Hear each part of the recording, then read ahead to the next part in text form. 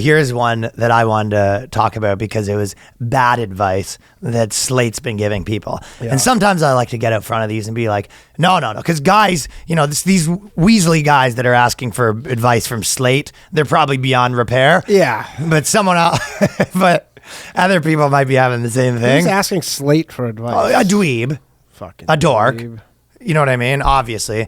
But this guy, he's been smashing Viagra as well. He's been banging his wife, right? Yeah.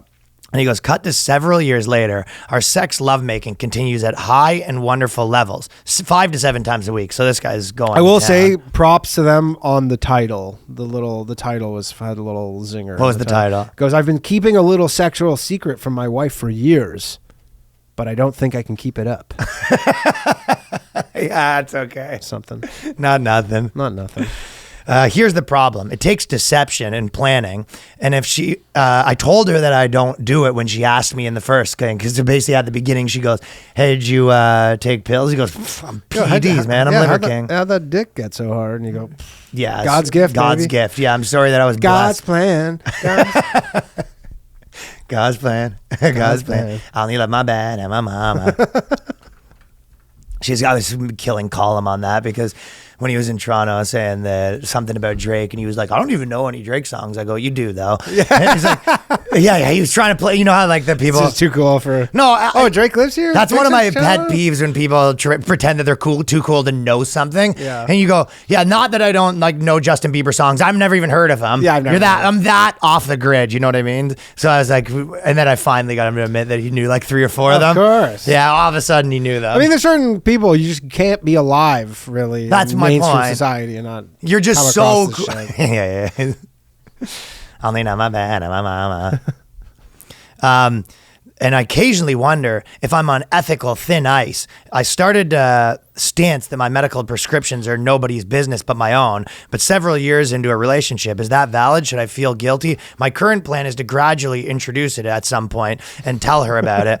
So this guy's got sort of a women-y like way of looking at life too, because that was how he rationalized to himself. He goes, "This is my medical business and no one needs it." Like that's a very like girl way to like. I bet it didn't help when like there's vaccine passports came out and the guy's like, probably his girlfriend's like into it, and then he's like, yeah, it's everyone's business. Everybody's business. It's everybody's business who's taking V and who's not, right? Yeah. So then this is what they wrote back. At first they said, I don't think you should feel any guiltier than you do already, which he shouldn't feel guilty at all. Yes, you lied about it once for your pill popping, and perhaps your wife has continued to assume that your lie stands. But holding on to the assumption isn't exactly wise. The older a guy gets, the more likely he is to experience erectile dysfunction. Therefore, it shouldn't be at all a surprise when someone goes from pill-free to using them. I'd introduce the topic by leaving a pill bottle lying around, maybe in the medicine cabinet. Let her notice and ask questions instead of running up to her with a confession that might be burdensome. So to me, this is the worst advice I've ever heard in my life. Yeah, because the problem is the whole issue around this is that it's not even true, but women in their minds, they're like, oh, you don't find me attractive. That's a part of it for sure. For sure. They're like, oh, you take this because you don't find me attractive. Yeah. And you're like, you need fucking to take medicine to not cry during dinner. Like, how's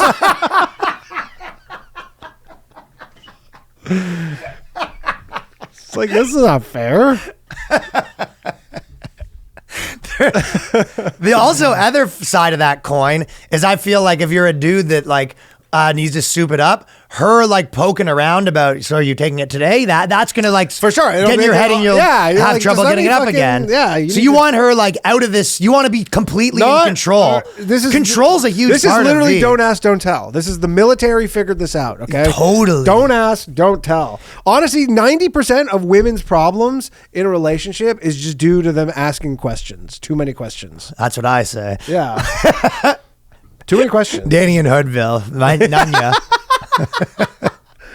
Yeah, none your business. Who's this person? Why you do this to yourself? Trying to make yourself have a bad night? Yeah, totally. Because we're having such a bad night now because you just couldn't fucking not ask all these questions. Yeah, because you and your questions, you always try to ruin your own night, don't you? Like, obviously, there's certain things you can ask questions about, but like the general nosiness of women, where it's like you're just too many questions. Well, So I think women would win more fucking game shows with the amount of fucking questions they're constantly asking. Well, So the first part is that it's like once you lose control, but this most important part that this person is not even asking is like you kind of brushed on it, but you go, how nosy is your girlfriend? If you have a girl that's very nosy, like, do you have a girl that will kind of be like, okay, and then never bring it up again? Or do you have a girl that's gonna for the next like rest of your life being like, so it's night now Viagra? So when do you take it? How often do you take it? It's like, that will be a nightmare that's gonna screw your whole thing up. Oh, for sure. Now you're gonna need it because before you have sex with her, you're gonna be like bringing her down. And she goes, so is that, it was very good. Is that because of the pill? Like, of course. It wasn't because of me, huh? I did something new. Was that good or was that the pill? I don't know. Yeah. So is that the type of girl you're dating, or does she have sort of a level of, you know what I mean? Yeah. Knowledge of how the male anatomy sort of works, or is she going to be the type of girl that's just like nonstop badgering you? Or just take the fucking souped up D and enjoy it. Like you can't just enjoy the souped up D for a minute. Exactly. The PED, no pun intended. Yeah, just like take it and just be like, this is great. You should be thanking Pfizer and science that they developed such an amazing thing. While she's crying in bed, you're giving her this speech. He goes, I'm not enough for you. And I go, honey, trust the science.